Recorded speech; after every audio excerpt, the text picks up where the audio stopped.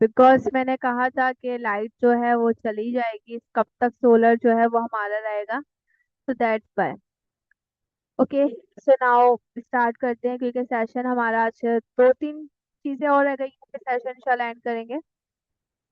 Okay, तो vector based software, vector based tool के बारे में बता रही थी कि यहाँ पर मैंने जो है एक शेप टूल लिया, ठीक है, शेप बनाई, और यहाँ पर देखो वो न्यू लेयर में आ गया। डिफरेंस क्या है?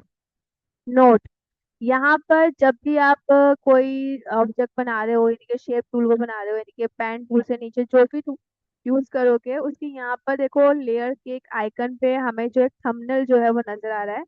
इसका मतलब है ये एक स्मार्ट ऑब्जेक्ट। ठीक है, स्मार्ट ऑब्जेक्ट है, इसको हम जितना छोटा करेंगे जितना बड़ा करेंगे, यानी कि इसके साइज को अगर हम रिसाइज करते हैं तो ये अपनी क्वालिटी लॉस नहीं करेगा। लेकिन ये जो है हमारा उसमें लेयर में नहीं आता, यानी कि ये एक लेयर नहीं है। लाइक अगर मैं इस पर अपना ब्रश टूल को यूज करती हूँ, मैं चाह रही हूँ कि इस शेप पर मेरा ब्रश टूल काम करे, वो नहीं करेगा। जैसे कि मैंने लिया, इसको मैं सिलेक्ट कर रही हूँ, तो मैं इस लेयर के थंबनेल पर आई हूँ, कंट्रोल के बटन से मैंने क्लिक किया है, ये मेरी सिलेक्शन ले ली। कैसे सिलेक्शन ली है? आपने उस लेयर पे आना है, जिसको भी सिलेक्ट करना है लेयर पे आना है। उस लेयर के जो थंबनेल होता है, ठीक है, वहां पर इनके लेयर का जो आइकन है उस पर आपने कंट्रोल का बटन प्रेस करना है और जस्ट सिंगल क्लिक करना है। कंट्रोल डी करती हूँ, लेयर पर आए, थंबनेल पर आए, कंट्रोल का बटन प्रेस किया, जस्ट सिंगल क्लिक किया, उसने उसको सिलेक्ट कर लिया। अगर मैं ब्रश टूल लेती हूँ, मैं चाह रही हूँ मेरी इस सिलेक्शन में ब्रश से मैं थोड़ी सी शेडिंग वगैरह कर दूँ, तो नहीं होगी। देखो ब्रश नॉन एक्टिव आ रहा है। ठीक है, अगर मैं चाह रही हूँ कुछ एरिया मुझे इरेज करना है, तो मैं इरेजर टूल ले लेती हूँ, और इरेजर भी देखो नॉन एक्टिव आ रहा है। ठीक है, क्यों? क्योंकि ये एक स्मार्ट ऑब्जेक्ट है, ये एक वेक्टर बेस है। अगर मैं इसको जूम करती हूँ तो ये एक वेक्टर फॉर्म में होगा। Control D. तो इन फोटोशॉप में हम कभी भी स्मार्ट ऑब्जेक्ट पे काम नहीं करते, हमेशा उसको लेयर में कन्वर्ट करके करते हैं।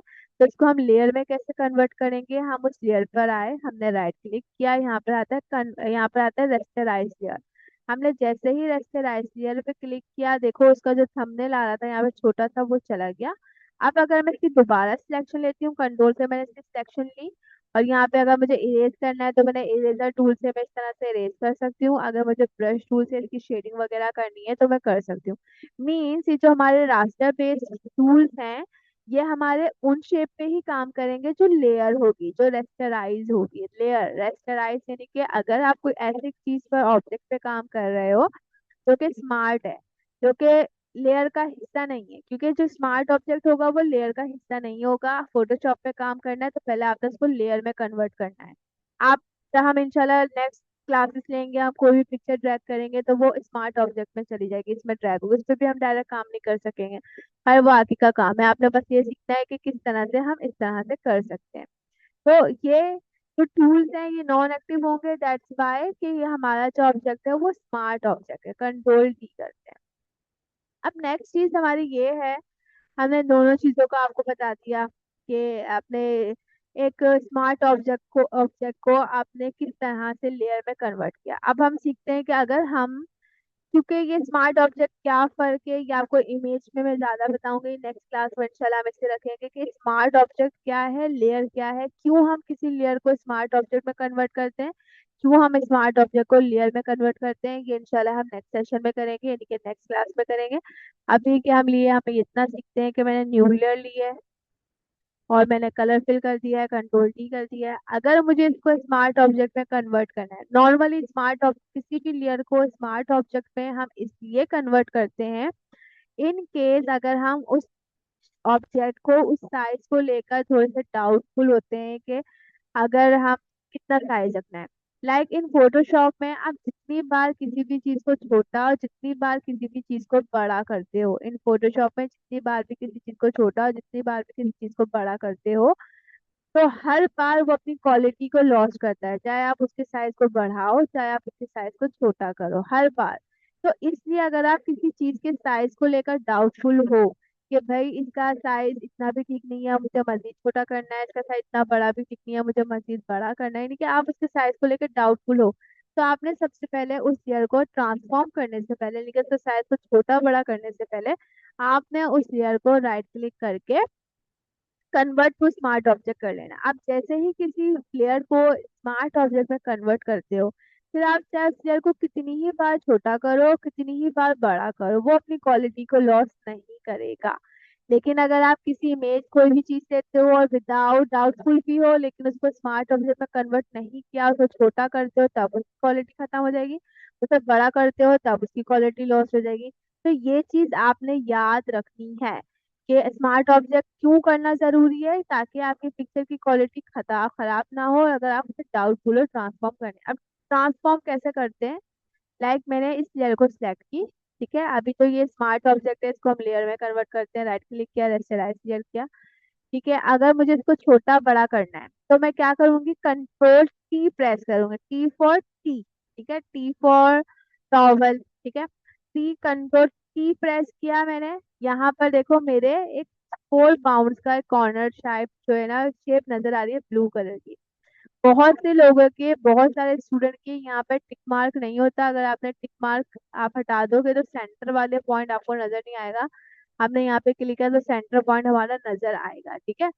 तो मैंने जैसे ही यहाँ पर कंट्रोल की प्रेस किया तो वो ट्रांसफॉर्म हो गया। अगर मुझे इसको छोटा बड़ा करना है, मैं इस तरह से छोटा बड़ा जो हूँ वो कर सकती हूँ, ठीक है। यहाँ से करना है, मैं यहाँ से कर सकती हूँ। अब ये देखो चारों तरफ से हो रहा है, ठीक है। लेकिन अगर मैं चाह रही हूँ शिफ्ट के साथ में करूंगी, शिफ्ट के बटन के साथ करूंगी, तो मैं इसको रैंडमली कर सकती हूँ।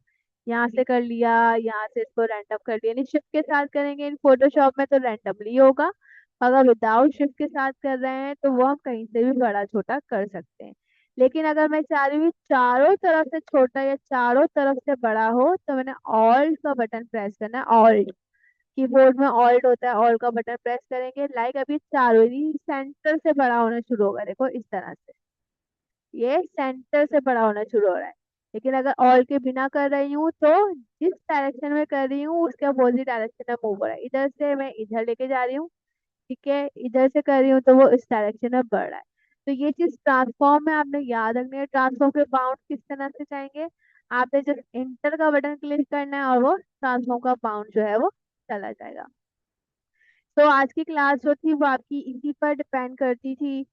एक मिनट, लेट मी चेक कि सब कुछ हो गया है, नहीं हो गया है। डॉक्यूमेंट सेटअप भी हो गया है, टूल में मैंने कलर फिल भी बता दिया, लेयर भी बता दी, अनडू भी बता दिया, रेस्टराइज लेयर हो गए, स्मार्ट ऑब्जेक्ट हो गए, सिलेक्शन ग्रुप। सिलेक्शन अभी बहुत रिमेनिंग है, इंशाल्लाह नेक्स्ट क्लास में हम सिलेक्शन करेंगे। अभी मैं देख लेती हूँ सिलेक्शन। चले, अभी हमने दो सिलेक्शन के बारे में किया है यहाँ पर, रेक्टेंगुलर और वो इलेक्ट्रिकल मार्केट टूल, यानी अगर हमें कोई सिलेक्शन इसमें रही। अब हम चलते हैं नेक्स्ट सिलेक्शन की तरफ। नीचे हमारे पास और दो टूल्स होते हैं, लाजो टूल, अगर हम इसको क्लिक करें फर्दर तो इसके अंदर लाजो टूल है, पॉलीगोनल लाजो टूल है, मैग्नेटिक लाजो टूल है, ठीक है, ये टूल आ जाते हैं। खैर इनकी एक्टिविटी आपकी बाद में भी है, लेकिन अभी बता देती हूँ। लाजो टूल, अगर आपने किसी की रैंडम सिलेक्शन लेनी है, नॉर्मली मोटिव की सेपरेशन के लिए, मोटिव को सेपरेट करना है, अलग करना है, या फर्दर हम चाह रहे हैं कि हम अपने हिसाब की सिलेक्शन लें, तो हम जो है ये वाला टूल लेते हैं, लाजो टूल। सबसे ज्यादा यूज इसका लाजो टूल का होता है। आपने अगर रैंडम सिलेक्शन लेनी है, अपने हिसाब से सिलेक्शन ले ली, लाजो टूल की एक खासियत होती है कि आप इसको बेशक क्लोज ना करो। मैंने यहाँ से स्टार्ट किया, मैं अगर यहाँ पे लाकर स्टॉप करूंगी खुद ही कनेक्ट हो जाएगा, ठीक है। वो इस तरीके से ये लाजो टूल से आपने कोई भी सिलेक्शन ले ली, ठीक है। आप कलर फिल करना है, डिलीट करना है, उस पार्ट को हटाना है, उसकी कॉपी करनी है, जो भी करना है वो आ जाएगा। जैसे कि जस्ट सपोज मेरे पास ये वाली शेप है, ठीक है, ये वाली शेप है, उस लेयर पे मौजूद हो, मैंने इसमें से इतना पार्ट जो है वो ले लिया।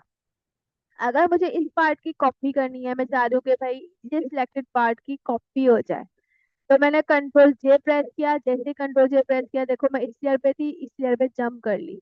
अगर मैं इस लेयर को हाइड कर दूं तो देखो वो पार्ट उस पार्ट में से सेपरेट हो गया। कंट्रोल जे से क्या मुराद है, कॉपी, यानी सिलेक्टेड पार्ट कॉपी हो जाएगा, उस पार्ट में से कट होकर नहीं, उस पार्ट में से उतना पार्ट कट होकर कॉपी होकर न्यू लेयर पर आ जाएगा। लेकिन अगर मैं ये चाहूँ, जैसे कि मैं अपनी इस लेयर पर आती हूँ और मैं ये इस पर आ रही हूँ, और मैं ये चाह रही हूँ कि मेरी सिलेक्शन जो मेरी शेप है जिस लेयर पे मैं मौजूद हूँ, उसमें से इतना पार्ट जो है कट कर एक न्यू लेयर पे कॉपी हो जाए, तो मैं क्या करूंगी, कंट्रोल शिफ्ट जे प्रेस करूंगी। जब मैंने कंट्रोल शिफ्ट और जे तीनों को एक साथ प्रेस किया, तो अब आप देखो कि मेरा जो है ये शेप मेरी अलग हो गई उसमें से। तो सिलेक्शन में से किस तरह से आप कॉपी करते हैं, कंट्रोल J। अगर किसी को भी कॉपी करना है, किसी भी लेयर को कॉपी करना है विदाउट उसके अंदर कोई तब्दीली लाए, कंट्रोल J। लेकिन अगर आप चाहते हो कि उस पार्ट में से उतना पार्ट कट होकर न्यू लेयर पे चले जाए तो कंट्रोल Shift J प्रेस करते हैं। ये चीज याद रखिएगा, कंट्रोल J कब प्रेस किया, कंट्रोल Shift J कब प्रेस किया, दीज आर कीज, इनको याद रखना। अच्छा देखो, मुझे इन तीनों को डिलीट करना है, इसको भी, इसको भी, इसको भी। तो मैंने इस तरह से मूव टूल पर आई और इस तरह से मैंने पूरा ड्रैग किया, तीनों मेरी सिलेक्ट हो गई, कीबोर्ड से डिलीट कर दिया, वो मेरी डिलीट हो गई। तो Lajo tool basically randomly selection में यूज होता है, चाहे आप कलर फिल करो, चाहे आप इरेजर का काम करो, चाहे कुछ भी करो। जैसे कि ये है, ठीक है, ये मैं इस लेयर पर आई और मैंने जो है लाजो टूल लिया और मैंने इतना पार्ट सिलेक्ट किया और मैंने यहाँ पे ब्रश टूल ले लिया। मैं ब्रश टूल से जितना एरिया मैंने सिलेक्टेड है मैं उसी पे काम कर सकती हूँ, कंट्रोल D। अब क्या हुआ, इसी शेप में इतने पार्ट को सिलेक्ट करके मैंने काम कर लिया। अगर मुझे इतना पार्ट इरेज करना है मैं सिलेक्ट करती, इरेज कर लेती। तो लाजो टूल बेसिकली क्या काम करता है, रैंडमली सिलेक्शन लेता है। अगर आपने कोई भी रैंडम काम करना है तो choose Lajo tool. Next tool हमारे पास यहाँ पर होता है polygonal Lajo tool, magnetic Lajo tool. इनकी काफी डीपली एक्सरसाइज होगी, इस पर हम काम करेंगे।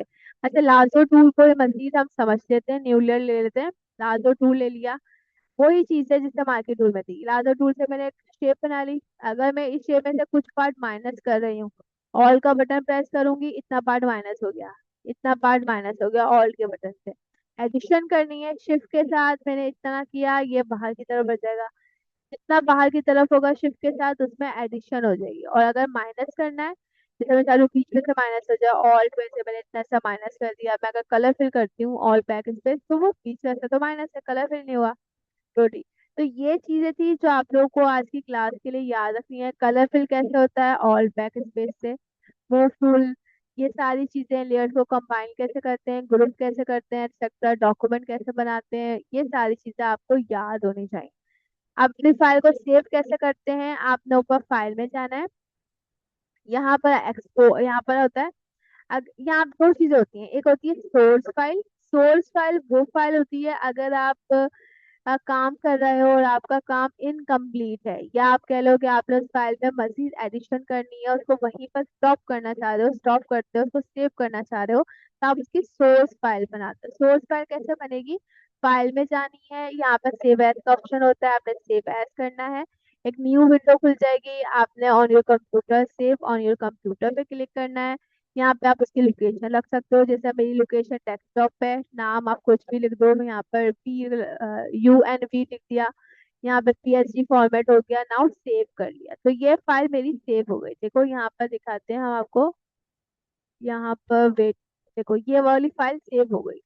आप फिर अपने सिस्टम को बंद कर दो, डायरेक्टली इस पर क्लिक करोगे तो आपका वो ओपन हो जाएगी वही फाइल। जैसे कि मैं करती हूँ, पहले इसको कर दिया यहाँ पे क्लोज, बंद हो गई फाइल। अब मैं अगर इसको डबल क्लिक करूं तो जहां पर मैंने स्टॉप करके फाइल को सेव किया था मेरी फाइल वहीं से स्टार्ट हो जाएगी। लेकिन अब मैंने गलती कर दी इसको करके, क्योंकि ये काफी देर में स्टार्ट होगा और सेशन आपका एंड होने वाला है। जस्ट 30 30 सेकंड रह गए। अगर किसी का कोई क्वेश्चन है काइंडली यू कैन आस्क, आप लोग पूछो मुझसे, क्योंकि सेशन एंड होने वाला है। लेकिन अगर फिर भी कोई क्वेश्चन हो तो आप लोग अपने अपने ग्रुप में जो हो वो कर सकते हो। देखो अभी भी फाइल स्टार्ट नहीं हुई है, हो जाए तो बहुत अच्छी बात है। अब बस क्लास एंड हो जाएगी, अगर सेशन एंड हो जाता है दैट मीन क्लास एंड हो गई। अभी कोई असाइनमेंट नहीं है, आपके 5 to 6 डेज हैं, आप लोग खूब प्रैक्टिस करो, सॉफ्टवेयर को समझो, इंस्टॉलेशन कर लो जिसके नहीं हुए हुए। नेक्स्ट जो है फिर आप लोग को इंशाल्लाह हम लोग जो है नेक्स्ट क्लास में आप लोग को असाइनमेंट मिलेगा। और जो लोग बिल्कुल बिगिनर है काइंडली वो मुझे मैसेज